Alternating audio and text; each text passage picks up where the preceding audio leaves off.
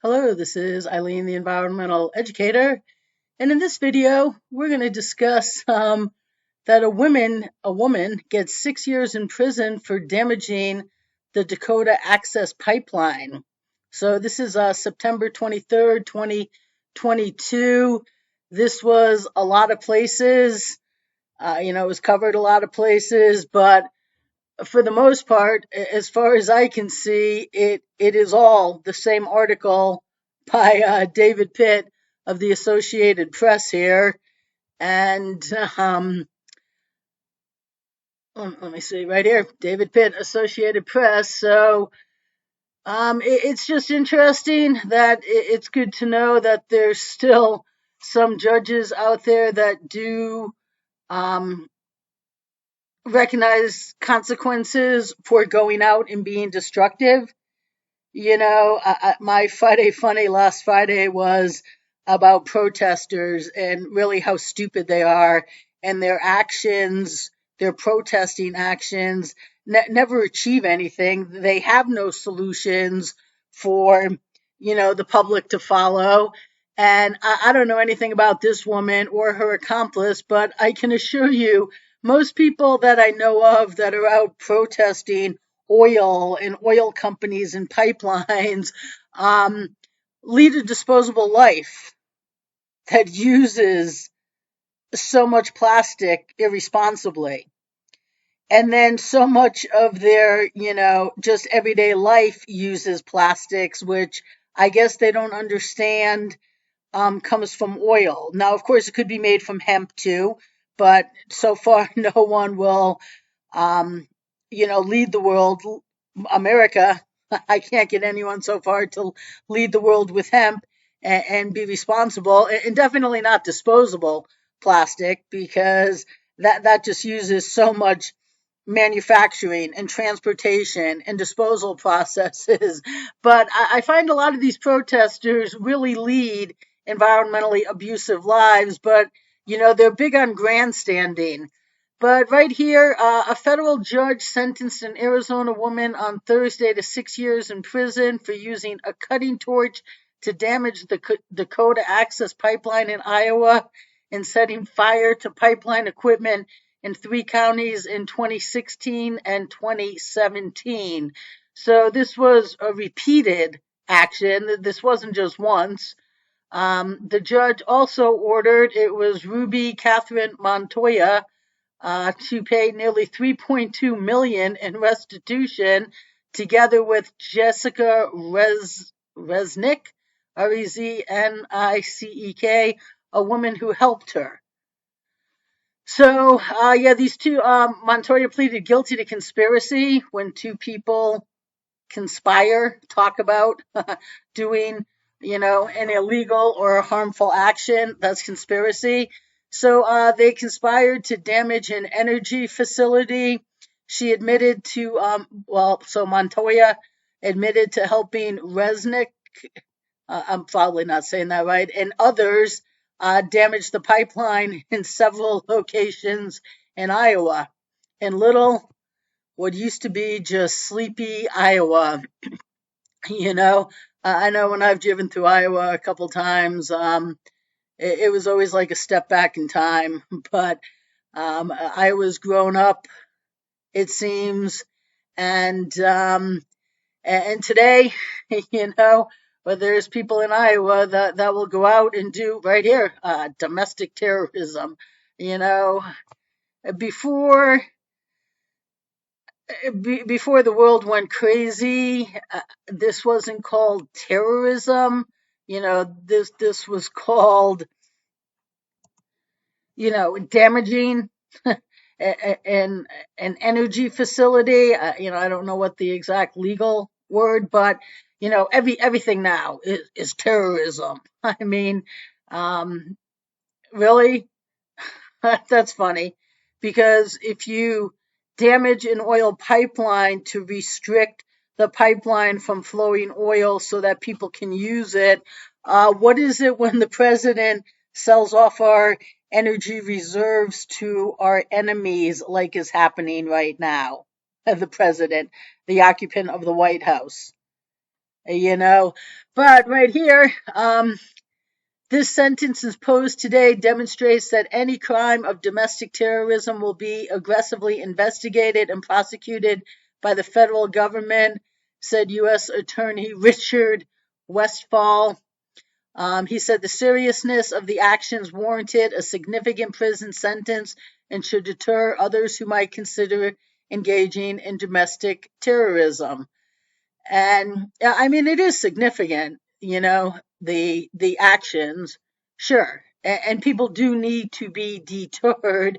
That's what being arrested and penalized is all about. Not just about consequences for you, but it lets others who maybe have some stupid thoughts running through their head, like, hey, you know what would be a good idea?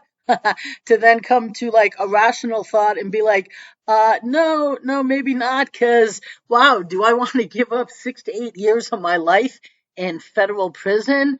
So, they're doing this as a deterrent, and as a consequence, her partner, Montoya's partner, Resnicki, I don't know how to say that, was sentenced to 8 years in prison in June 2021 after pleading guilty to a similar charge.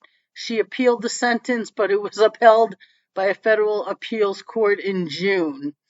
And so they say the Dakota Access, it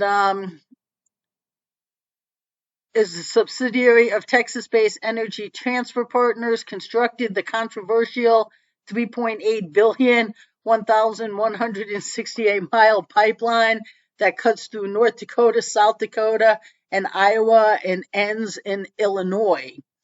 And environmental groups opposed the pipeline, which they said risked an oil spill disaster. Some landowners also opposed the use of eminent domain to force partners to allow its construction on their land. And the Standing Rock Sioux tribe fought the pipeline, claiming the environmental impact review was inadequate. So there are always environmental groups that, go out and oppose anything that somebody does that they can grandstand on. But the fact of the matter is that oil is used in people's daily lives for, endless amounts of things. From, as, like the North Face CEO found out, he uses it to make North Face clothing, to write all of your plastic products and, our disposable products and toys, and it is just used in an abundance of things. And the way to solve this problem is not to go out and grandstand and do something stupid like go out and damage a pipeline, but it is for real solutions, like hemp, which can be used for everything and can produce plastics. And, how about ending our plastic use? That right there is a solution, because then you're not having, the oil demand is being dropped. So there's solutions out there, but, as my Friday video talked about, protesters that just do stupid things, this is another one of them. I don't know of any protest that actually was a smart protest. That guy who lit himself on fire protesting private jets at a federal match the other day, he's not going to get arrested for terrorism, but he now has, a burnt arm and a huge scar in a medical issue for doing a stupid stunt. When what we really just need is actual, just real, viable, sensible, easily, immediately implementable solutions, which if anyone would allow solutions, the environmental educator would have already solved this problem. These people wouldn't be going to jail because there wouldn't have been a need to be protesting an oil pipeline, and we can prevent that in the future. But unfortunately, no one is actually addressing and will allow the actual real solutions the world needs. The environmental education and agenda solutions cannot be argued against, and they can be implemented virtually immediately. Ending disposable society can happen right now in your own daily life. We could get stadiums converted within a year. We could get hemp going. There's a ton of things we can do. But even our environmental leaders aren't talking about real solutions. So then people that, think they're doing good end up doing something really, really stupid and get themselves in prison. So it is nice that a federal judge is, sentencing people and showing that there is consequences for destructive action, because there's been a lot of destructive action going on across this country that nobody's doing anything about and nobody's holding anybody accountable for. But what we really need is to get these people to not have the need to go out there if only someone would actually allow real environmental solutions. And this is the only place you're going to find out that there is real solutions. So stay tuned, people.